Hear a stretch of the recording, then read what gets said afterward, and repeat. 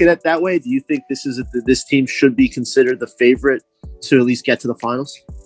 We don't, as players, don't think about stuff like that. We know that's your job and that's how y'all view stuff. But we know how tough it is to play this game every day, and we in here every day. So we got a different vantage point to y'all. So I understand with the stuff on paper and how teams look, and how accomplished the players on our teams are. But for us, we respect the game and our opponents too much to come in and say, look, we expected to win this. Nah, we coming out there and understand that we can't be beat if we don't lock in. So we got a good opportunity with a lot of great players on this team that mix well with each other, but we still got to go out there and do the work. Nets World, it's your boy AJ. It's Nets News. # we go hard. # Brooklyn together. Make sure you hit that like button and subscribe if you're new. And follow me on Instagram if you don't already at Nets Kingdom 711. Oh man, we back at it with the previews. It's playoff time. Nets Nation, are y'all ready? So it's 2 days before game day, first round, and I want to do a Celtics preview. I'm not going to do a game-by-game analysis. If you guys want that, make sure you tune into my post-game lives on this channel after the game. We'll be doing a game analysis after the game, post-game live streams. But this video is dedicated strictly to game planning, scouting, Celtics tendencies, etc.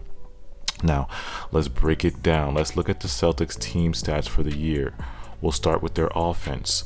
They're ranked 10th in offensive efficiency. They're 16th in points per game.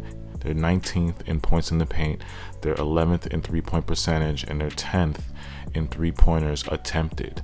Now we look at their defense. They're 11th in total defense. They're 13th in steals. They're 6th in blocks. So we look at Boston right now. Overall, they're just a middle of the pack team. They're average on the offensive side and average on the defensive side. They're not terrible on either side of the ball, just like middle of the pack, satisfactory. They can do both at a semi-high level. Now we look at their offense. They're not one of those teams that are going to punish you in the paint. They don't have bigs.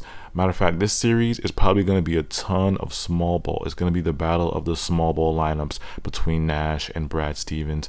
Now, what the Celtics do well on offense is shooting threes, because they take a ton of threes. They're top 10 in the NBA in three-pointers attempted and almost top 10 in three-point percentage. So that's actually really efficient. They're really efficient at shooting threes, and they take a ton of threes. They want to run and gun and shoot threes on you. This is a shooting team. Small ball shooting team. That's what the Celtics are. Now you think about the roster. Jason Tatum is a great three-point shooter, shooting 38% from three. Evan Fournier, who they added, we've seen him hit like 6 threes against us when he was on the Magic. He's a sniper at times. 41% from three this season. Grant Williams off the bench shoots 38% from three. And of course, that little guy, Peyton Pritchard, off the bench, he shoots 41% from three. He's actually having a career year from the three-point line.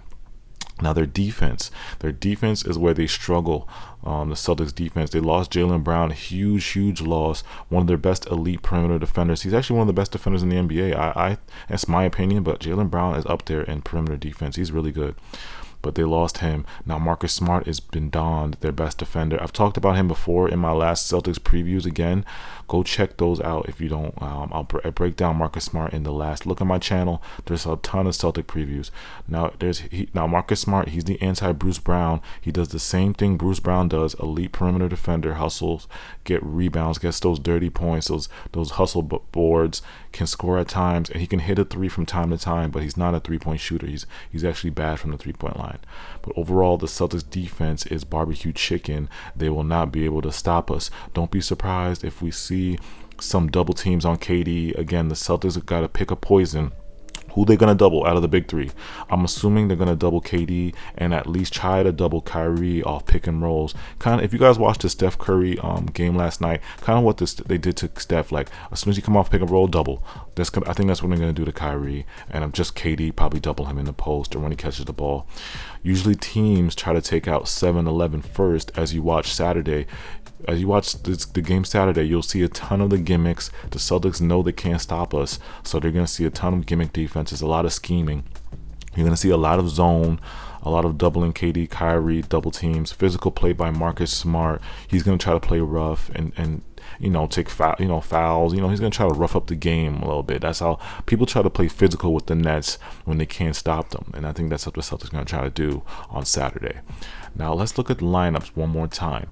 Now, you see here the Celtics start Marcus Smart, Kemba Walker, Jason Tatum, Evan Fournier, and Robert Williams. Now, my prediction of who Steve is going to start, you look at the Celtics roster, Steve is going to go completely small. The Celtics have Jason Tatum at the 4, so Nash is going to love this. He's going to love that small ball. He loves small ball. So I think Nash is going to go big 3, Joe Harris, and Blake at the 5. Again, Robert Williams is 6'8", so he's not that tall, and he's just a traditional center.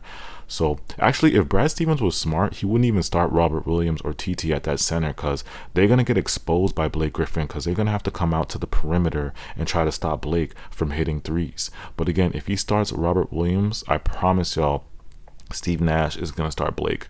I'm 90% sure he's going to start Blake Griffin at that 5. Then as soon as TT comes off the bench, Nash should probably adjust with Claxton to guard TT or DJ. Now I'm interested to see which one Nash chooses, DJ or Claxton. I hope he chooses Claxton, because Claxton's been on a tear, one of our best defenders. He's young. I think he's going to go with the smart choice would be Claxton. But again, DJ can guard TT, so it's not like TT is an amazing center. I mean, he's just going to give you 10 boards. TT's all about crashing the boards. So again, Claxton can guard him or DJ can guard him. Now, like I said before in the past previews, the Celtics bench is trash. Celtics fans know their bench is garbage, basura, as my Dominicans in the Bronx say, bacalao. But the only person I think that can hurt us off the bench is Peyton Pritchard. Again, he can get hot from 3 if we're not careful on Peyton Pritchard. It's funny, all year, if you watch the Nets play, it's always that random guy off the bench, not on the scouting report, that hits like 4 threes against us. We have the worst luck with that. You know what I'm saying?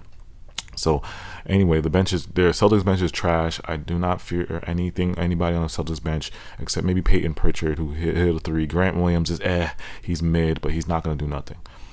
Now I want to focus on the 2 players that we need to slow down, and I'm going to go with the easiest guy to stop, and that is Kemba. Kemba hasn't been his self this whole year. Celtic fans know he's struggled hitting his shots, getting to his spots, scoring. He's a liability on defense because of his size, but doesn't mean he's not a good. He just hasn't lived up to his name. Now, when Celtic fans got him to replace Kyrie, they thought he was going to be Charlotte Kemba, but that wasn't the case.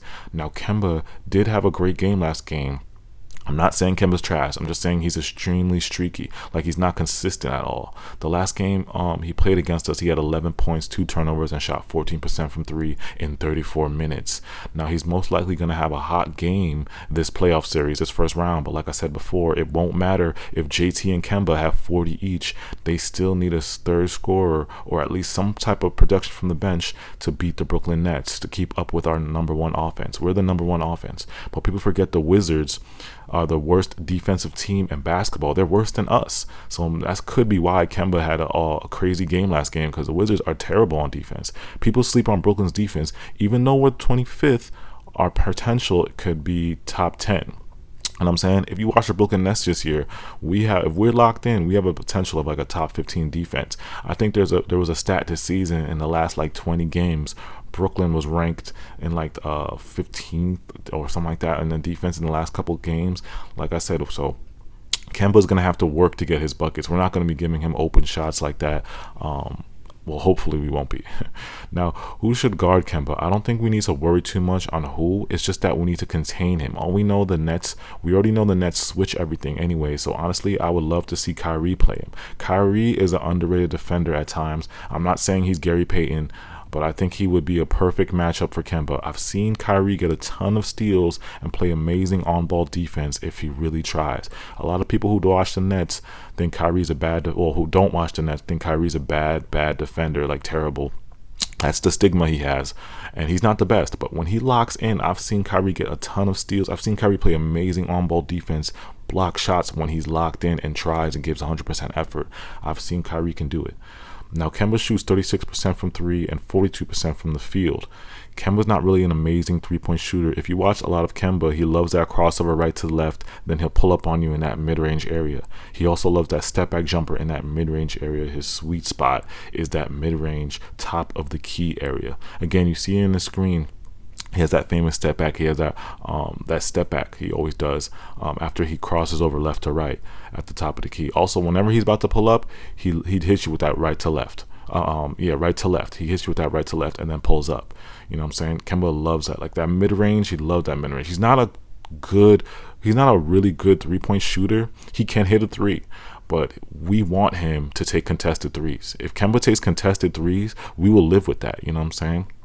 We're going to switch everything, but we should limit him getting to his sweet spot, that mid-range key area. We should live with him with that, you know what I'm saying? We should let him take contested threes because he's not a really good 3-point shooter, you know what I'm saying? We should sink back a little bit, but keep your hand raised, you know, with Kemba. Like I said, all we got to do is contain Kemba and not let him take those sweet spots in his. Don't let him get to his spot. The playoffs is always about, like when we do scouting reports, it's always about not letting the other player get to their sweet spots, and we can't let Kemba get to their mid-range sweet spot. But this is my part 1 video of the Celtics preview. Again, I'll drop this part 1 today. Part 2, we'll get into Tatum and a little bit more of the Celtics tendencies. I don't want to go crazy with the time here. I know it's 11 minutes in with y'all, but again, it's Nets Nation. You know what it is. We're about to take it to the Nets level. It's Nets in 4. Tune in tomorrow. I'm going to drop the second part of this preview. Hit me up. Make sure you hit that like button, support, and subscribe if you're new. Hit that like button from you guys. I'm out.